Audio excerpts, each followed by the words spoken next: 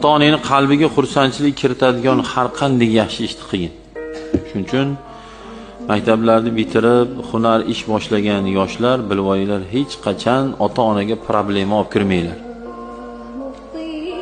Sodam yo'q, krizisman, qattayni ota-ona kelyapti, 4 ta shashlik olib kel deydi o'shani desak. Bu ham aytmaydi.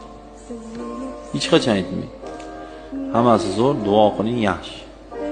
Siqilib, betimiz oqib ketgan bo'lsa ham, siqilgan odam yuzidan bilinadi-yu. Eshikdagida skochda bo'lsa ham qovoqni tepaga tortib, tirjayib uyga kirish kerak. Ko'rgan ota-ona Xudoga shu bolam xursand desa, bemalol bizga bolam ertaga bu narsa olib kel deydigan bo'lsin. Shuni ko'rsataylik. Inshaalloh shunda zo'r bo'ladi.